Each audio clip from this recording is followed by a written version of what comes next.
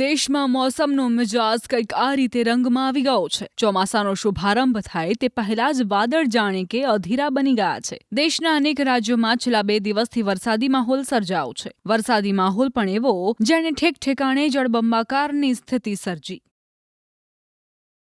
આ દ્રશ્યો ઝારખંડના જમશેદપુરના છે, જ્યાં સતત ત્રીજા દિવસે મુશળધાર વરસાદ વરસ્યો, જેના કારણે રસ્તા પર પાણી ફરી વળ્યા। અહીં ભારે પવન સાથે ધોધમાર વરસાદ વરસ્યો। શુક્રવાર સાંજ પડતા જ અહીં જાણે કે વાતાવરણે રૌદ્ર રૂપ ધારણ કર્યું અને ચારે બાજુ અંધકાર વચ્ચે વરસાદની શરૂઆત થઈ। થોડી વારમાં તો રસ્તા પર પાણી ભરાઈ ગયું, જેના કારણે અનેક વાહનો અટવાઈ ગયા।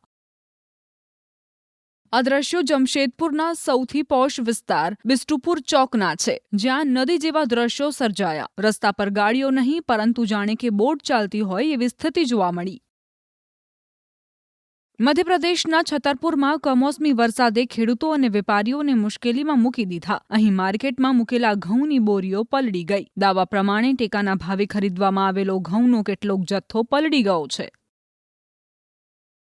રાજસ્થાનના સીકરમાં આંધી સાથે વરસાદ ત્રાટક્યો। જિલ્લામાં ઠેર ઠેર વરસાદી માહોલ સર્જાયો। ફતેપુર, લક્ષ્મણગઢ અને આસપાસના વિસ્તારમાં ધૂળ ભરેલી આંધી બાદ વરસાદી માહોલ જામ્યો। ઝુંઝુનુ જિલ્લાના નવલગઢમાં પણ વાતાવરણમાં જોરદાર પલટો આવ્યો અને વરસાદી માહોલ સર્જાયો। ગોપાલગંજમાં સતત વરસાદથી રસ્તા પાણી થઈ ગયા।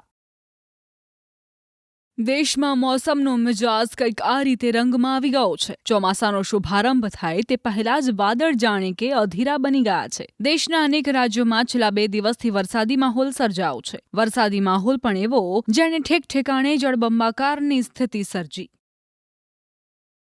આ દ્રશ્યો ઝારખંડના જમશેદપુરના છે, જ્યાં સતત ત્રીજા દિવસે મુશળધાર વરસાદ વરસ્યો, જેના કારણે રસ્તા પર પાણી ફરી વળ્યા। અહીં ભારે પવન સાથે ધોધમાર વરસાદ વરસ્યો। શુક્રવાર સાંજ પડતા જ અહીં જાણે કે વાતાવરણે રૌદ્ર રૂપ ધારણ કર્યું અને ચારે બાજુ અંધકાર વચ્ચે વરસાદની શરૂઆત થઈ। થોડી વારમાં તો રસ્તા પર પાણી ભરાઈ ગયું, જેના કારણે અનેક વાહનો અટવાઈ ગયા।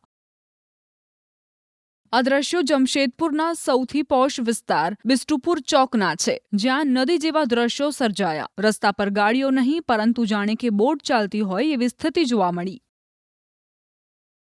મધ્યપ્રદેશના છતરપુરમાં કમોસમી વરસાદે ખેડૂતો અને વેપારીઓને મુશ્કેલીમાં મૂકી દીધા। અહીં માર્કેટમાં મૂકેલા ઘઉંની બોરીઓ પલળી ગઈ। દાવા પ્રમાણે ટેકાના ભાવે ખરીદવામાં આવેલો ઘઉંનો કેટલોક જથ્થો પલળી ગયો છે। રાજસ્થાનના સીકરમાં આંધી સાથે વરસાદ ત્રાટક્યો। જિલ્લામાં ઠેર ઠેર વરસાદી માહોલ સર્જાયો। ફતેપુર, લક્ષ્મણગઢ અને આસપાસના વિસ્તારમાં ધૂળ ભરેલી આંધી બાદ વરસાદી માહોલ જામ્યો। ઝુંઝુનુ જિલ્લાના નવલગઢમાં પણ વાતાવરણમાં જોરદાર પલટો આવ્યો અને વરસાદી માહોલ સર્જાયો। ગોપાલગંજમાં સતત વરસાદથી રસ્તા પાણી થઈ ગયા।